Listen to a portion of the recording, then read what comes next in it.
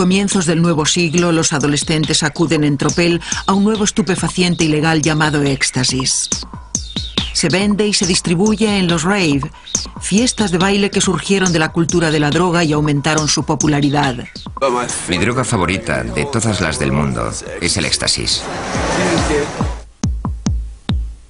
Imagínese que le acaban de tocar 100 millones de dólares en la lotería y que los que le rodean también acaban de ganar 100 millones de dólares a la lotería. Así se siente uno cuando toma éxtasis.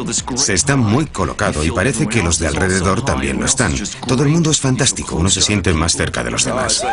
Es como un orgasmo de 5 horas. Esto no es como el opio, donde uno quiere aislarse y desconectar. No es ese tipo de escape. No es voy a olvidarme del mundo y a no hacer nada. Es voy a vivir algo excitante, hacer algo loco y diferente. Voy a disfrutar, porque quiero estar despierto y hacerlo. Quiero moverme y participar. A tope, hombre. A lo largo de la historia, los adolescentes han usado estupefacientes ilegales para rebelarse contra los valores sociales imperantes en su día. Si se fija, a finales de los 60, el LSD y las drogas psicodélicas eran bastante populares. Creo que la gente estaba reaccionando a la sensación opresiva de América en la década de los 50 y principios de los años 60, y buscando realmente formas de expresión, intentando crear un universo alternativo, podría decirse. Al igual que el LSD, la marihuana y Woodstock unieron a una generación, los expertos afirman que el éxtasis y el ambiente rave actúan como aglutinante para millones de chicos de clase media que buscaban escapar del aislamiento, la alienación y la soledad del mundo moderno. Por 25 a 40 dólares la pastilla, los consumidores de éxtasis pueden comprar una gran sensación de intimidad. Lo llaman la droga del amor, pero eso no es lo importante en estos grupos, no es el sexo. Es estar en familia, estar cerca, estar unidos. Esa sensación de bienestar emocional es tan solo una reacción química en el cerebro. El éxtasis estimula la descarga de serotonina que influye sobre el estado de ánimo, la energía y las emociones. Lo que ocurre normalmente es que la serotonina se va liberando poco a poco. De hecho, los antidepresivos como Prozac, Zoloft y Paxil también actúan sobre la serotonina. Lo que hace básicamente el éxtasis es liberar toda la serotonina de una vez. Y el nervio siguiente recibe esa serotonina y simplemente se vuelve loco. Intimidad, empatía, franqueza. El compuesto químico que provoca estos sentimientos es el metilendioximetanfetamina o MDMA. Aunque no es físicamente adictivo, puede provocar una dependencia psicológica. El efecto de una dosis normal de 100 miligramos dura de 6 a 10 horas.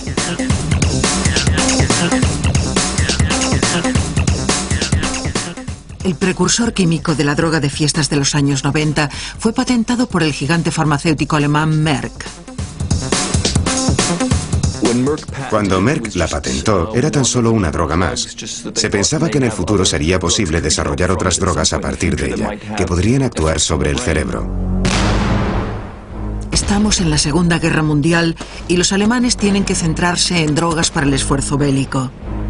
Con la derrota de Alemania, MDMA y todas las demás drogas patentadas pasan a manos de los aliados como botín de guerra. Su existencia se olvida hasta que la Guerra Fría impulsa al Pentágono a analizar su potencial para la defensa nacional.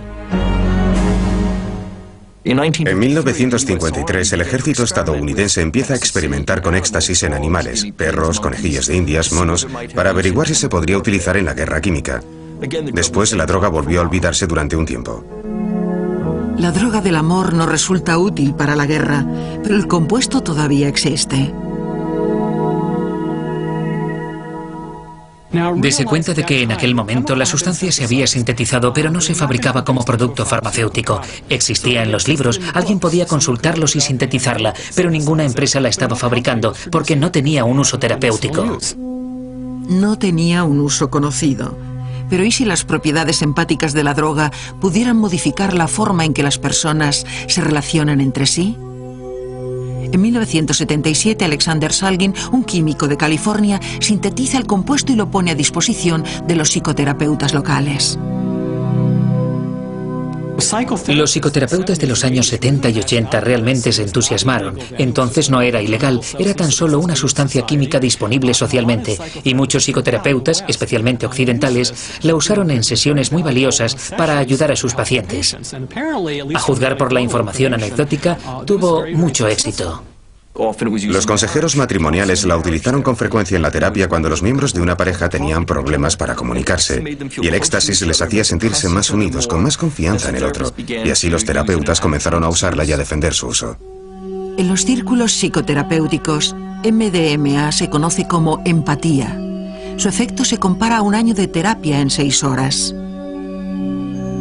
Si el MDMA no se hubiera salido de esos círculos y ese uso, podría haber seguido siendo legal. Pero se vuelve increíblemente popular más allá de la consulta del terapeuta, y ese es el comienzo del fin del uso legal del éxtasis.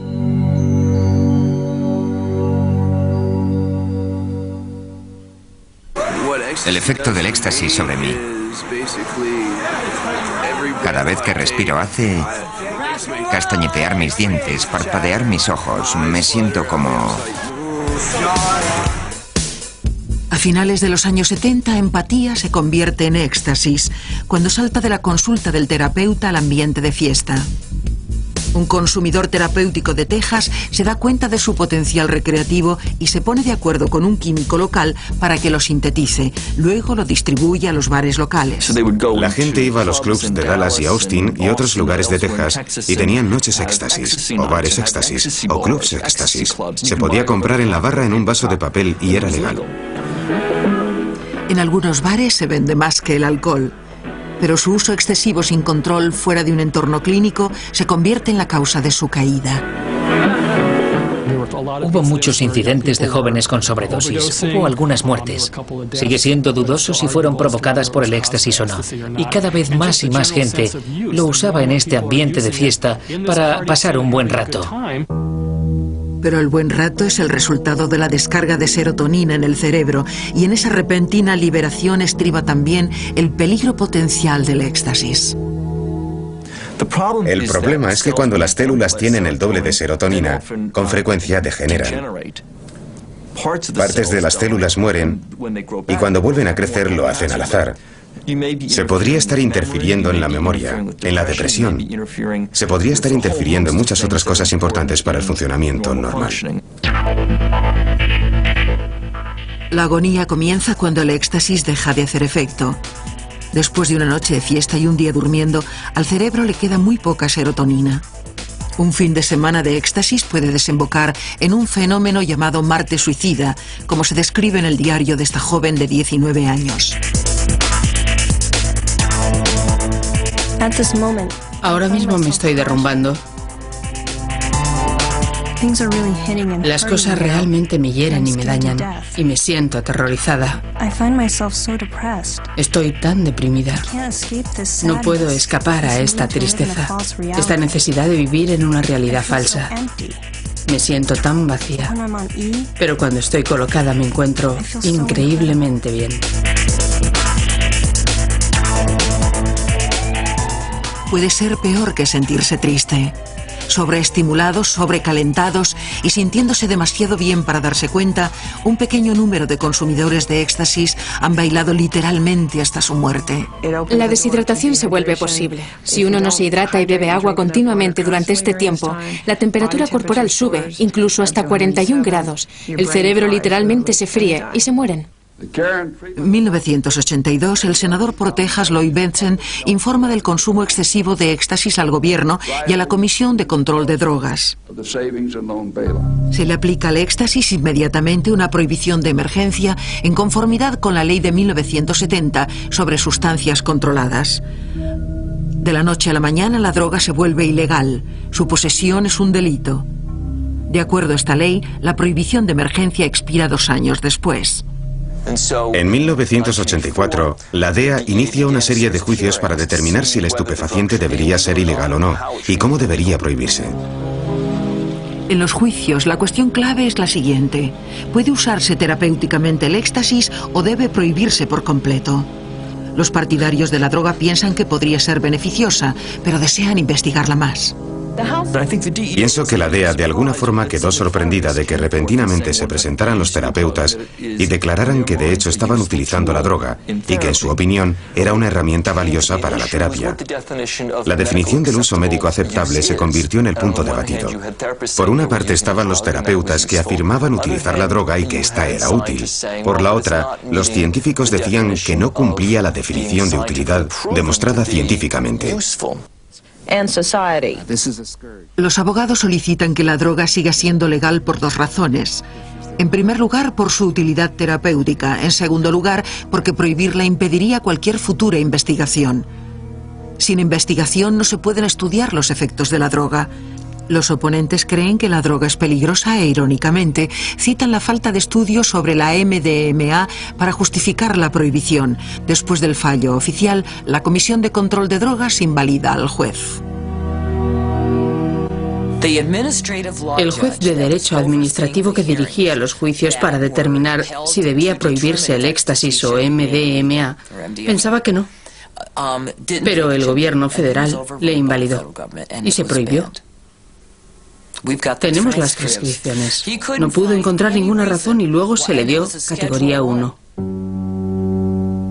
Cuando el gobierno clasifica a un estupefaciente como categoría 1, se considera que tiene un elevado potencial de abuso y ningún uso médico. Como estupefaciente de categoría 1, se prohíbe la experimentación posterior con éxtasis. Esta es la primera vez que no se requiere un decreto específico del Congreso para prohibir una droga. A comienzos del siglo XX, también la heroína, la cocaína y la marihuana eran drogas legales. A pesar de sus peligros, el Congreso no puede prohibirlas, porque se considera una violación de los poderes asignados por la Constitución a las fuerzas policiales de cada uno de los estados. Pero eso cambia cuando un público temeroso le exige al Congreso que actúe. Y lo hace, basando las primeras leyes federales de estupefacientes en el sistema tributario. En 1984, cuando se prohíbe el éxtasis, la actitud de la sociedad hacia las drogas y la Constitución ha cambiado.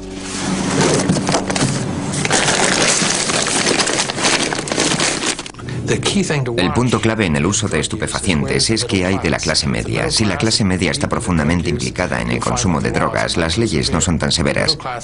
Si la clase media no participa, no puede entender por qué alguien toma drogas, las leyes serán muy severas en contra de los que las consumen. Entonces, ¿cómo se prohíbe el éxtasis sin un decreto del Congreso? La respuesta reside en una política moderna provocada por otro estupefaciente en otro tiempo, LSD. La droga que algunos piensan que cambiará la conciencia de América influye más sobre las leyes estadounidenses de narcóticos y la forma en que las drogas legales se vuelven ilegales.